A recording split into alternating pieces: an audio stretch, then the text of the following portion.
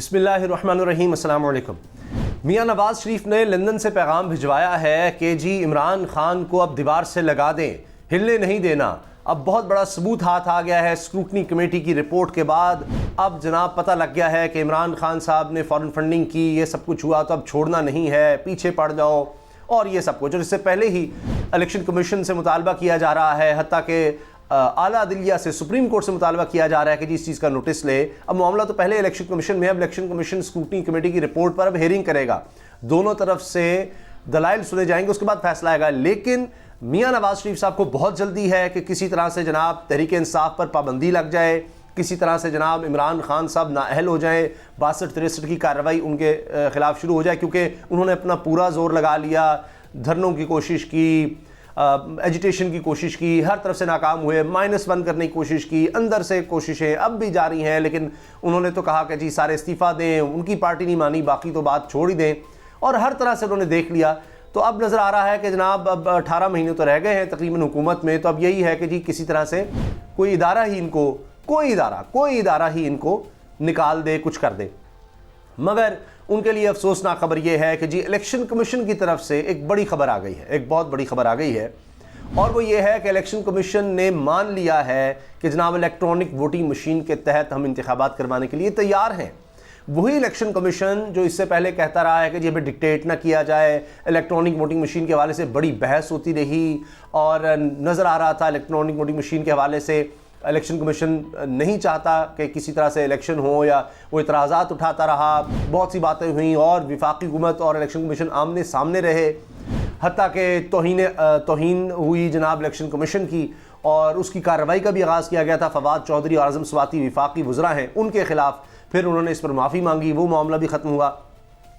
तो हर तरह से लग रहा था कि जी महाजराई चल रही है, और सबसे ख़तरनाक सूरत हाल ये तब से बनी हुई है जब से डस्का के इलेक्शन हुए, और वहाँ पर इलेक्शन कमीशन ने कहा कि जी दोबारा इलेक्शन होंगे, हुकूमत नहीं चाहती थी, सुप्रीम कोर्ट तक मामला गया, इलेक्शन कमीशन के हक़ में फ़ैसला आया। और उससे कुछ अर्सा पहले की बात है कि अपोजिशन जमातों ने, सारी अपोजिशन जमातों ने इलेक्शन कमीशन का घेराव किया था, और घेराव इस तरह से किया था कि जी ये सारा ये तहरीक इंसाफ के ख़िलाफ़ कार्रवाई तेज़ की जाए, ये सब कुछ किया जाए। लेकिन अब सब कुछ अचानक से होने लग गया, और ये कहा गया कि ये तो शायद इलेक्शन कमीशन से ही सारे मामला निमट जाए, और स्क्रूटनी कमेटी की रिपोर्ट आ गई है, अब बैन हो जाएगी तहरीक इंसाफ। और इमरान खान साहब जो हैं, चूँकि उन्होंने लिख कर दिया हुआ था कि जी ये हमारी कोई फॉरेन फंडिंग नहीं है। अब अभी तक तहरीक इंसाफ कह रही है फॉरेन फंडिंग तो साबित ही नहीं हुई, सिर्फ ये है कि 31 करोड़ का मामला है, कुछ अकाउंट्स जो हैं छुपाने का इल्ज़ाम लगाया जा रहा है, ये मामला है, फॉरेन फंडिंग का नहीं है। तो वो भी अब जब हेयरिंग प्रॉपर होगी, इलेक्शन कमीशन में दलाइल दिए जाएंगे, तो उसमें भी हम चीज़ों को साबित कर देंगे। वो एक अलग सेपरेट है, अभी पता नहीं कितना अरसा ये हेयरिंग चलेगी, कितनी देर लगेगी, उसमें 18 माह मुकम्मल हो जाएं तो वो अलग बात है। लेकिन इमरान खान साहब को हटाने के लिए नवाज शरीफ का पैगाम आ गया है। तो धचका ये है कि वही इलेक्शन कमीशन, आप देख लीजिए, बहुत इसमें बातें हैं जी, इतनी ज़रूरत होगी, हमने 3 कमेटियाँ बनाई हैं, डिक्टेट ना किया जाए, बड़ी देर लगेगी, इसमें बड़े मसाइल हैं। फिर इलेक्ट्रॉनिक वोटिंग मशीन के हवाले से जब इनसे फीडबैक लिया गया इलेक्शन कमीशन से, तो पता नहीं कितने एतराज़ात लगा दिए गए कि अगर बिजली चलेगी तो क्या होगा, ट्रांसपोर्ट रास्ते में कुछ हो गया तो क्या होगा, हम ट्रेन कैसे करेंगे लोगों को, ये मुमकिन नहीं है, वहाँ पर बैटरियों का कोई मसला हो गया, क्या होगा, हमें इसके लिए पता नहीं कितने हॉल्स चाहिए रखने के लिए, पहुँचाने के लिए किस तरह से स्टाफ होगा। इतना कुछ हुआ कि जी इंटरनेट फैसिलिटी ना हुई तो क्या हुआ, फिर उन्होंने कहा जी इंटरनेट से कनेक्शन की ज़रूरत नहीं है, बहुत सी बातें हैं कि जी ये नहीं होगा, वो नहीं होगा, फलां नहीं होगा। इतनी बातें हुई कि वाज़े तौर पर आपने देख लिया कि हर एक का ख्याल था जी इलेक्शन कमीशन किसी सूरत इलेक्ट्रॉनिक मशीन की हामी ही नहीं भरेगा, और अपोजिशन जो है वो सारी इकट्ठी थी कि जी किसी सूरत नहीं हम होने देंगे। राना सनाउल्लाह ने कहा जी हम बाहर निकाल कर आग लगा देंगे इलेक्ट्रॉनिक मशीन्स को, ये सवाल ही पैदा नहीं होता इनके तहत हो सके, हम छोड़ेंगे नहीं। लेकिन ये स्क्रूटनी कमेटी की रिपोर्ट जब से आई है, और उससे पहले भी डस्का इलेक्शन के बाद से भी आप देखें कि इलेक्शन कमीशन को बड़ा सराहा जा रहा है, बड़ी शाबाश दी जा रही है, ख़ास तौर पर अपोजिशन की तरफ से कि जी बड़ा ज़बरदस्त है, बहुत अच्छा हो गया है। अब तो अब अगर इलेक्शन कमीशन मान गया इलेक्ट्रॉनिक वोटिंग मशीन पर इंतखाबात के लिए, बल्दियाती इंतखाबात के लिए भी उन्होंने ये कह दिया है, यानी जनरल इलेक्शन तो भी दूर है, वो बल्दियाती इंतखाबात के लिए भी तैयार हैं। मगर वो ज़ाहिर है कि ये कह रहे हैं कि जी वफाकी हुकूमत, सूबाई हुकूमत इसको प्रोवाइड कर दे, 120 दिन में हम ख़रीद नहीं सकते। लेकिन बुनियादी तौर पर वो कह रहे हैं कि हम तैयार हैं, और कुछ काउंसिल्स में तो कम अज़ कम हम कर ही सकते हैं, जितना भी कम वक्त हो तो ये किया जा सकता है। तो इन प्रिंसिपल इलेक्शन कमीशन ने सबसे बड़ा मुतालबा मान लिया है हुकूमत का, इमरान खान का, जो इमरान खान कह रहे थे जी हर सूरत इलेक्ट्रॉनिक मशीन का करना है। हत्ता कि एक दौर में एक वक्त में वज़ीर इत्तलात व नशरियात फवाद चौधरी यहाँ तक इशारा दे दिया था कि जी फिर फंडिंग का मामला शुरू हो जाएगा, मतलब इलेक्शन कमीशन को फंडिंग रोकी जा सकती है अगर इन्होंने ईवीएम की बात ना मानी। और इसके लिए आपको पता है सर धड़ की बाजी लगाई थी इमरान खान साहब ने ये ईवीएम के लिए और 7 ओवरसीज़ पाकिस्तानीज़ को वोट देने के हक़ के लिए, और कहा जो ये मुमकिन ही नहीं है, हो ही नहीं सकता, ये नामुमकिन है कि